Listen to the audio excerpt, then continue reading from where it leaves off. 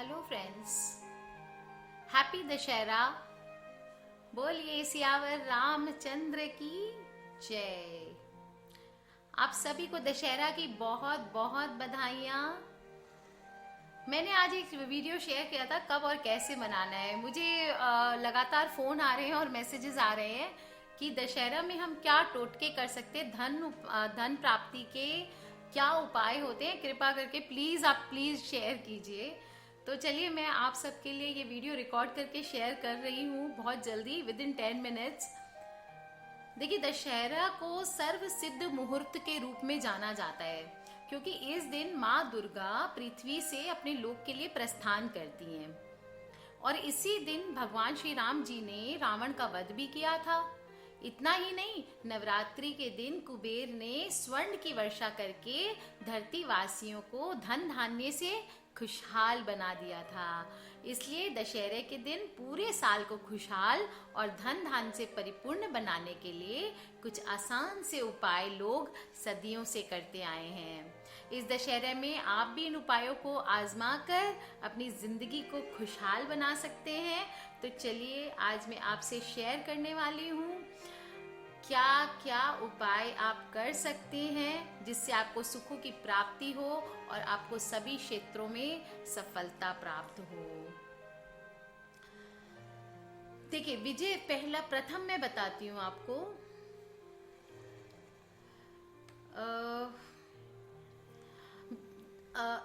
ये जो समापन होता है नवमी का,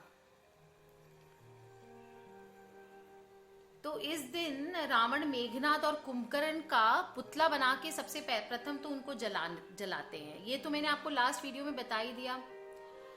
और अस्त्र शस्त्र और शम्मी के वृक्ष की पूजा करने का विधान होता है।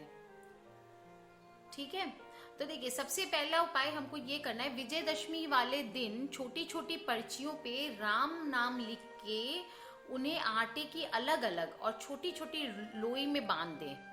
क्या करना है, छोटी छोटी पर्चियों में राम राम लिखना है और आटे की छोटी छोटी लोइयां बना के उसमें वो डाल के गोल बना दें और मछलियों को खिला दें। इससे जीवन सुखमय होगा। सुहागन महिलाएं सिंदूर खरीद के सबसे पहले देवी पार्वती के मांग में सिंदूर सजा दे। मंदिर में भी जाके कर सकते, घर में भी आप कर सकते। कोई तस्वीर अगर आपके पास है पार्वती माता की, फिर वो सिंदूर अपने माथे पे लगा लें प्रसाद के रूप में। ऐसे से पति की उम्र लंबी होती है और हस्बैंड वाइफ के बीच में प्रेम भावना बढ़ती है। किसी भी अपने घर पे या किसी मंदिर में आप लाल रंग का झंडा लगा सकते हैं।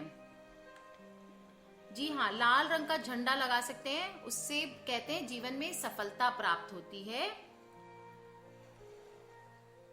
और विजयदशमी के दिन सम्मोहन शक्ति और वशीकरण शक्ति अगर बढ़ानी हो तो माँ काली का पूजन करें और सियार सिंगी पे सिंदूर चढ़ाना चाहिए। यदि आप व्यापार में धन की वृद्धि करना चाहते हैं तो आज से शुरू करके, विजयदशमी वाले दिन से शुरू करके 43 डेज तक, 43 दिन तक बेसन के लड्डू कुत्तों को श्रद्धा पूर्वक खिलाना है, अगर व्यापार में धन और वृद्धि चाहते हैं तो।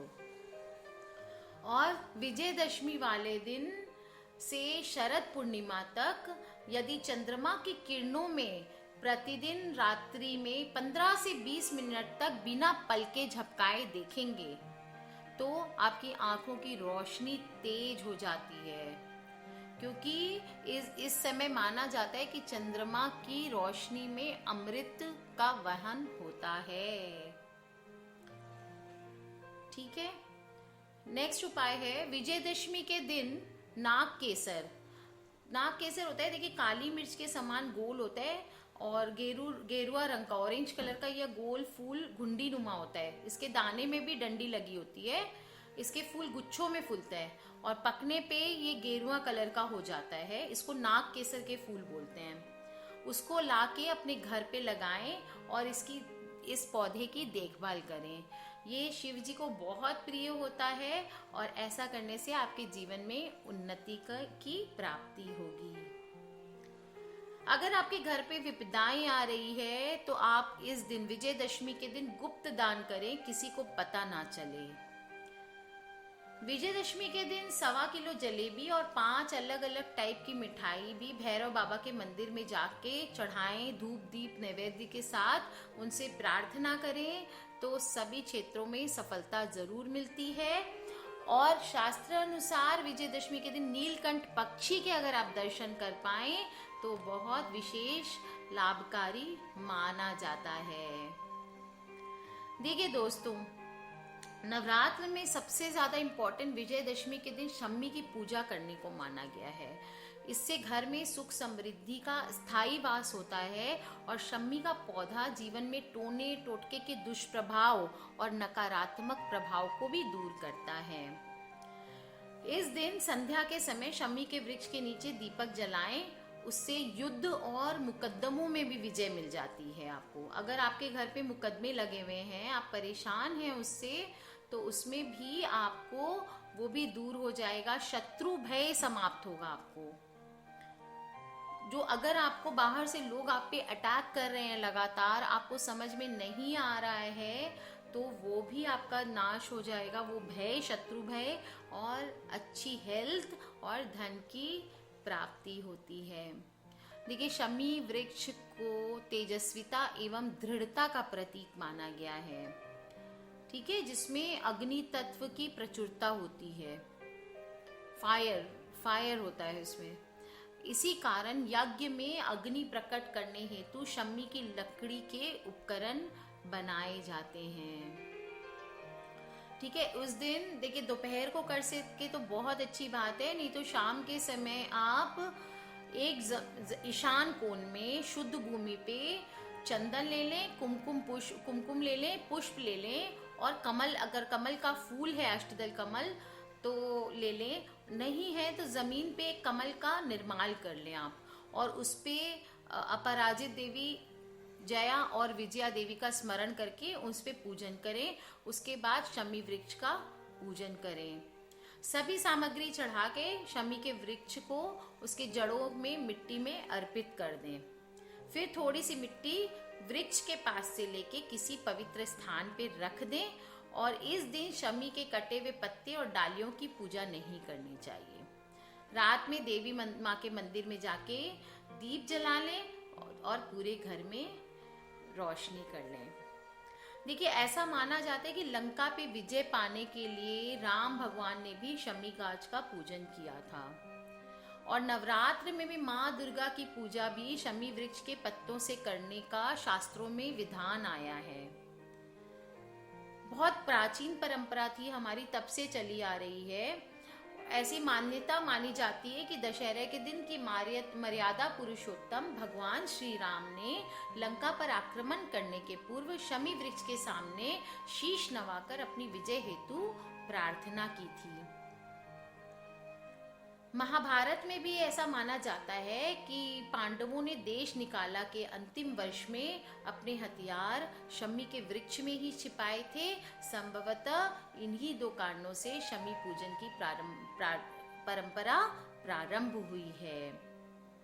घर में ईशान कोण में स्थित शमी का वृक्ष विशेष तौर पे लाभदायी माना गया है, वास्तु के हिसाब से भी। ठीक है दोस्तों, तो आपको शमी की पूजन करनी है। पूजन की देखिए क्षत्रिय व राजाओं में हो रही थी, इस क्षत्रिय व राजाओं के टाइम से अस्त्र शस्त्रों की भी पूजा की जाती है। आज भी राजपूत क्षत्रिय लोग ये परंपरा निभाते हैं। कहते हैं कि ऐसा करने से व्यक्ति को हर जगह पे विजय मिलती है और उसका अंतःकरण पवित्र हो जाता है। इस दिन हमें अपने कार्य क्षेत्र के अस्त्र शस्त्र, यानी आजकल हम अपने लैपटॉप, कंप्यूटर, तराजू या जो भी वस्तु हमारे कार्य क्षेत्र में जो भी मेटालिक वस्तु काम करती है उसकी भी हम पूजा कर सकते हैं। इससे कार्य क्षेत्र में उल्लेखनीय सफलता मिलती है। ये तो हुआ शमी के उपाय। आगे बताती हूँ, रामनवमी के दिन किसी भी पूजा की दुकान से 11 काली गुंजा ले आए। गुंजा की माला होती है ना, और फिर दशहरा के दिन सुबह स्नान करने के पश्चात इसको गंगा जल और गाय के कच्चे दूध से धो के पूजा घर में रख लें। पूजा खत्म होने के बाद इसको अपने पास रख लें और पूजा घर में ही अपनी तिजोरी में, पूजा घर में या रखें या फिर अपनी तिजोरी में रखें इसको। काली गुंजा के पास होने से जीवन में कोई भी परेशानी नहीं आती है और यदि कोई संकट आया तो इसका रंग बदल जाता है। उस समय इसको हटाकर बहते हुए पानी में विसर्जित कर देना चाहिए और फिर किसी शुभ मुहूर्त में पुनः स्थापित कर लेना चाहिए। अब लास्ट उपाय बताती हूँ। दशहरा के दिन शाम को संध्या के समय, ये जल्दी जल्दी करना है अभी आपको, अर्थात जब सूर्यास्त होने का समय हो और आकाश में तारे उदय होने वाले हों, वो समय सर्व सिद्धिदायी विजय काल कहलाता है। जीवन में शत्रुओं पर, राजद्वार से मुकदमों में विजय के लिए विजयदशमी के दिन संध्या के समय इसी सर्व सिद्धिदायी विजय काल में विजय के लिए दिए गए मंत्र मैं बताती हूँ, उनका आप जाप करें। कम से कम 5 माला आपको करनी है अभी। इसके पश्चात हनुमान जी का सिद्ध मंत्र की भी कम से कम 2 माला आपको जाप करनी है। पहले मैं बताती हूँ विजयदशमी की माला क्या है। ओम अपराजिताय नमः। क्या बोलना है? ओम अपराजिताय नमः। इसके बाद हनुमान जी की 2 माला करनी है। ओम हं हनुमते रुद्रात्मकाय हुं फट। फिर से बोलो, ओम हं हनुमते रुद्रात्मकाय हुं फट। देखिए, ये मंत्र करने से इससे जीवन में दृढ़ता और शक्ति प्राप्ति होती है, हमारा मनोबल ऊंचा रहता है और शत्रु शांत हो जाते हैं, उसको हर जगह विजय की प्राप्ति होती है। देखिए, रामनवमी और विजयदशमी दोनों ही दिन जीवन में शुभता, सफलता और सभी क्षेत्रों में विजय के लिए अपने घर और किसी मंदिर में लाल पताका, जैसा कि मैंने बताया, लगानी ही चाहिए। बेसन के लड्डू आपको कुत्तों को खिलाने हैं आज से लेके 43 डेज तक।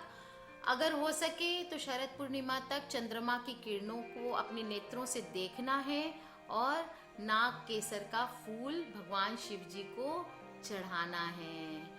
अगर नीलकंठ पक्षी है आपके आसपास तो उसके दर्शन करने हैं। देखिए, ये सब आप करके, आजमा करके अपने दशहरे को, आप इन सब उपायों को आजमा कर अपनी जिंदगी को खुशहाल बना सकते हैं। आप सभी की खुशहाल जिंदगी की कामना के साथ आज के लिए बस इतना ही। फिर मिलूंगी आपसे। आप सभी की रिक्वेस्ट पे जो आप चाहें वो मैं आप लोगों को उपाय बताऊंगी, टोटके बताऊंगी। देखिए, टोटके जस्ट एक बड़ा अंधविश्वासी सा वर्ड लगता है। एक्चुअली ये उपाय होते हैं छोटे छोटे जो हमारे शास्त्रों में लिखे होते हैं, वो करने से हमारी जिंदगी खुशहाल बन जाती है। तो चलिए दोस्तों, कर लीजिए उपाय, बना लीजिए अपनी जिंदगी को खुशहाल। बुराई पर अच्छाई की विजय का दिन है। Happy Vijayadashami, happy Dussehra to all of you. God bless you.